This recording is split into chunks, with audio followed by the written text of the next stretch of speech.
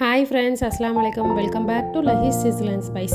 ஒரு வாரமாக வீடியோவே போடவே இல்லை. ஸோ இன்றைக்கி ஒரு சூப்பரான ரெசிபியோட வந்திருக்கேன். ஸோ இந்த ரெசிபி பார்க்குறதுக்கு முன்னாடி என்னோடய சேனலை ஃபஸ்ட் டைம் பார்க்குறீங்கன்னா சப்ஸ்கிரைப் பண்ணிக்கோங்க. பக்கத்தில் இருக்க பெல் ஐக்கானை கிளிக் பண்ணிங்கன்னா என்னோடய வீடியோட நோட்டிஃபிகேஷன் உங்களுக்கு உடனே வரும். வாங்க வீடியோக்குள்ளே போகலாம். நான் இன்றைக்கி கிட்ஸோட ரொம்ப ஃபேவரட், நம்மளுக்கும் ரொம்ப ஃபேவரட்டான 65 பிரியாணி தான் செய்ய போகிறேன். ஸோ அதுக்கு நான் ஒரு 3/4 கிலோ சிக்கன் எடுத்து வச்சுருக்கேன். இது ஹோம்மேடு 65 மசாலா. இது வந்து காரம் கொஞ்சம் கம்மியாக தான் இருக்கும். நான் இது வந்து ஒரு 2 டேபிள் ஸ்பூன் சேர்த்துருக்கேன். இது கூட காரத்துக்காக நான் வந்து காஷ்மீரி சில்லியும் கரம் மசாலாவும் சேர்த்துருக்கேன். இஞ்சி பூண்டு பேஸ்ட்டு ஒரு 2 டேபிள் ஸ்பூன் சேர்த்துருக்கேன். தயிர் ஒரு 2 டேபிள் ஸ்பூனு, உப்பு தேவையான அளவு, ஒரு அரை லெமன் சேர்த்துருக்கேன். இது கூட நான் வந்து ஒரு முட்டையோட வெள்ளைக்கருவு சேர்த்துருக்கேன். மஞ்சக்கருவு சேர்க்காதீங்க, நல்லா இருக்காது. இப்போ கடைசியாக நான் வந்து அரிசி மாவு சேர்த்துருக்கேன். இது வந்து நல்ல ஒரு கோட்டிங் கொடுக்கும். ஸோ அதுக்காக அரிசி மாவு 2 டீஸ்பூன் சேர்த்துருக்கேன். 1 டீஸ்பூன் தேங்காய் எண்ணெய் சேர்த்துருக்கேன். சேர்த்து நல்லா கலந்து விட்டு நல்லா எல்லா பக்கமும் சிக்கன் கோட் ஆகிற மாதிரி நல்லா கலந்து விட்டுட்டு ஒரு 1 ஹவருக்கு நம்ம வந்து மேரினேட் பண்ணி எடுத்து வச்சுக்கலாம். ஸோ நான் பிரியாணி பாட்டில் பிரியாணிக்கு தேவையான ஸ்பைசஸ் சேர்த்துருக்கேன். இது கூட நான் வந்து கருப்பு ஏலக்காய் 2 சேர்த்துருக்கேன். இது நல்ல டேஸ்ட்டு கொடுக்கும். இப்போ இந்த பிரியாணிக்கு நான் ஒரு 400 கிராம் வெங்காயம் நான் சேர்த்துருக்கேன். அது நல்லா பொன்னிறமானோன்னு 4 பச்சை மிளகா சேர்த்துருக்கேன். 2 டேபிள் ஸ்பூன் இஞ்சி பூண்டு பேஸ்ட்டு சேர்த்துருக்கேன். இஞ்சி பூண்டு பேஸ்ட்டு நல்லா பச்சை வாசனை போனதுக்கப்புறம் நம்ம தக்காளி சேர்த்துக்கலாம். தக்காளி அளவு வந்து ஒரு 1/4 கிலோ அளவு சேர்த்துருக்கேன். ஸோ இந்த அரை கிலோ பிரியாணிக்கு போதுமான அளவு இது வெங்காயம் தக்காளி கரெக்டாக இருக்கும். ஸோ தக்காளி வதங்கிறதுக்கு கொஞ்சம் உப்பு போட்டு இதை மூடி போட்டு வச்சுட்டிங்கன்னா தக்காளி நல்லா குழஞ்சி வதங்கிடும். தக்காளி வதங்கினதுக்கு அப்புறம் தான் நம்ம வந்து கொத்தமல்லி புதினா ஒரு கையளவு சேர்த்துருக்கேன். கொத்தமல்லி புதினா அதையும் சேர்த்துக்கலாம். சேர்த்து நல்லா வதங்கினதுக்கப்புறம் இதுக்கு தேவையான அளவு கேர்டு ஆஃப் கப்பு சேர்த்துருக்கேன். சேர்த்து தேவையான அளவு ஸ்பைசஸும் சேர்த்துருக்கேன். நான் வந்து கொஞ்சம் காரம் கம்மியாக தான் சேர்த்துருக்கேன். உங்களுக்கு நீங்கள் ஸ்பைஸை சாப்பிடுவீங்கன்னா காரம் அதிகப்படுத்திக்கோங்க. நான் 1.5 டேபிள் ஸ்பூன் மிளகாத்தூள், 1 tablespoon garam masala, 1 tablespoon coriander powder சேர்த்துருக்கேன். இது நல்லா சேர்த்து நல்லா எண்ணெய் பிரிஞ்சு வந்ததுக்கப்புறம் நம்ம இதை வந்து தனியாக எடுத்து வச்சுக்கலாம்.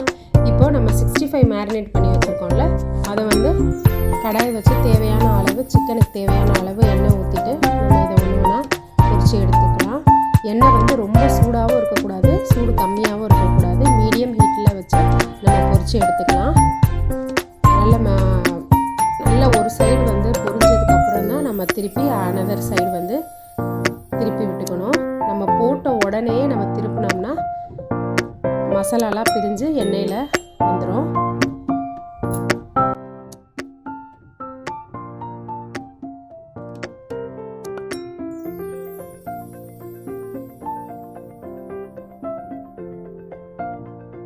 பாருங்கள், நம்ம 65 வந்து சூப்பராக ரெடி ஆகிடுச்சு. மசாலா எதுவுமே பிரியாமல் நல்லா சூப்பராக ரெடி ஆகிடுச்சு. இதை வந்து நம்ம ஒரு தட்டில் எடுத்து வச்சுக்கலாம்.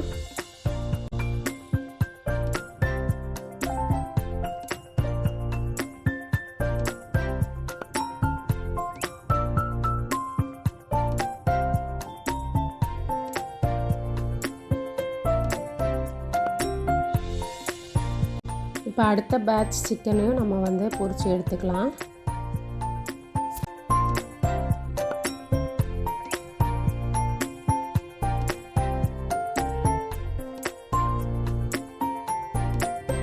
இப்போ நெக்ஸ்ட்டு வந்து நம்ம ஊற வச்ச அரிசியை வந்து வடித்து எடுக்கிறதுக்கு நான் வந்து ஒரு தாராளமான பெரிய சட்டி எடுத்திருக்கேன். நல்லா தாராளமாக தண்ணியை வச்சுக்கோங்க. அதில் நான் ஒரு 2 ஏலக்காய், ஒரு சின்ன துண்டு பட்டை, கொஞ்சம் புதினா, 1 டீஸ்பூன் இஞ்சி பூண்டு பேஸ்ட்டு, 1 டீஸ்பூன் ஆயில் இதெல்லாம் சேர்த்துருக்கேன். இதெல்லாம் சேர்க்கும்போது இந்த ரைஸுக்கு நல்லா ஒரு ஸ்பைஸ் லெவல் டேஸ்ட்டு கொடுக்கும். ஸோ அதுக்காக தான் சேர்த்துருக்கேன். இதுக்கு ரைஸுக்கு தேவையான உப்பும் சேர்த்துக்கோங்க. நல்ல உப்பு கொஞ்சம் கரிப்பாக சேர்த்துக்கோங்க. அப்போ தான் நம்ம வந்து கிரேவியோடு சேர்க்கும்போது கரெக்டாக இருக்கும். நல்ல தண்ணி நல்ல நாலாப்புறமாக கொதிச்சதுக்கப்புறம் தான் நம்ம ரைஸ் சேர்க்கணும். அதுக்கு முன்னாடியே ரைஸ் சேர்க்கக்கூடாது. ஸோ ரைஸ் எல்லாமே சேர்த்துட்டு ரைஸை சேர்த்துட்டு நல்லா இந்த மாதிரி கொதித்து வந்ததுக்கப்புறம் நம்ம வந்து ரைஸோட பக்குவம் எப்படி இருக்கணும்னா, ஒரு ரைஸை எடுத்தோன்னா இந்த மாதிரி 2ஆக உடையணும். இதுதான் கரெக்டான பக்குவம். அப்போ தான் நம்மளுக்கு வந்து பிரியாணி குலையாமல் நல்ல ஹோட்டல் ஸ்டைலில் வரும். ஸோ இப்போ பாருங்கள் கிரேவி வந்து ரெடி ஆகிடுச்சு. இது கூட நம்ம பொரிச்சு வச்சுருந்தோம் பாருங்கள், அந்த சிக்கனை வந்து இந்த கிரேவியோடு நம்ம சேர்த்துக்கலாம்.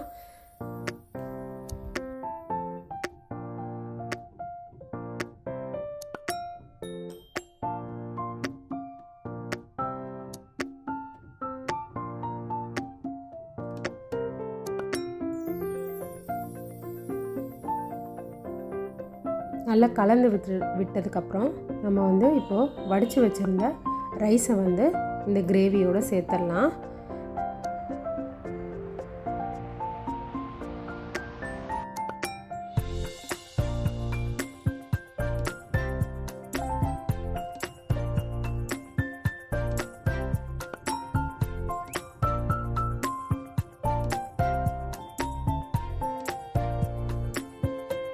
இப்போ ரைஸ் எல்லாமே சேர்த்ததுக்கப்புறம் இப்போ நம்ம கார்னிஷ் பண்ணிக்கலாம். இப்போ நம்ம செகண்ட் பேட்சாக நம்ம பொரிச்சு எடுத்தோம் பாருங்கள், அந்த சிக்கனை இது மேலே வச்சுட்டு இது கூட கொஞ்சோண்டு கொத்தமல்லி இலை சேர்த்துக்கலாம். சேர்த்துட்டு நான் வந்து வெங்காயம் 2 வெங்காயம் பொரித்து ஆல்ரெடி வச்சுருந்தேன். ஸோ அந்த வெங்காயமும் நம்ம சேர்த்துக்கலாம். இது கூட ஒரு 10 முந்திரியும் பொரித்து வச்சுருந்தேன் ஒரு டேஸ்ட்டுக்காக. ஸோ அதையும் வந்து இது கூட கார்னிஷுக்கு சேர்த்துக்கலாம். அரை லெமனு புழிஞ்சு சேர்த்துக்கோங்க. 2 டீஸ்பூன் கீ சேர்த்துக்கோங்க. கீ வந்து இந்த மேலாக சேர்க்கும்போது ரொம்ப பிரியாணி டேஸ்ட்டாக இருக்கும். ஸோ சேர்த்துட்டு நான் வந்து பாலில் வந்து குங்குமப்பூ ஒரு சிட்டிகை போட்டு ஊற வச்சுருக்கேன், பாலில் கலந்து வச்சுருக்கேன். ஸோ அதையும் நம்ம சேர்த்துக்கலாம். ஃபுட் கலர் ஆரஞ்சு ஃபுட் கலரும் சேர்த்துருக்கேன் 1 டீஸ்பூனு. உங்களுக்கு வேணும்னா ஸ்கிப் பண்ணிக்கோங்க. ஸோ இது மாதிரி சேர்த்திங்கன்னா நல்லா ஹோட்டல் ஸ்டைலில் சூப்பராக இருக்கும். இது வந்து நம்ம என்றைக்காவது ஒரு நாள் நம்ம செய்கிறதுனால நம்ம சேர்த்துக்கலாம், ஒன்றும் பிரச்சனை இல்லை. ஸோ இப்போ வந்து பாருங்கள், சேர்த்து தம் போட்டுட்டு நம்ம ஒரு 10 நிமிஷம் விட்டுருங்க. 10 நிமிஷம் கழித்து ஓப்பன் பண்ணி பார்த்து பாருங்கள், நம்ம 65 பிரியாணி சூப்பராக ரெடி ஆகிடுச்சு. இது வந்து ஒரு ரெஸ்டாரண்ட் ஸ்டைலில் சூப்பராக இருக்கும். கண்டிப்பாக நீங்களும் உங்கள் கிட்ஸுக்கு இந்த மாதிரி ஒரு ஸ்பெஷலான 65 பிரியாணி செஞ்சு கொடுத்தீங்கன்னா ரொம்ப விரும்பி சாப்பிடுவாங்க.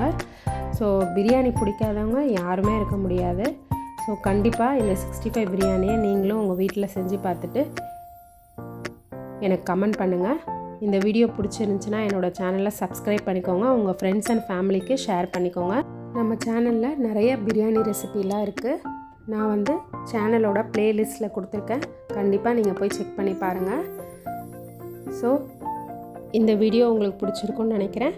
தேங்க்ஸ் ஃபார் வாட்சிங். பாய்.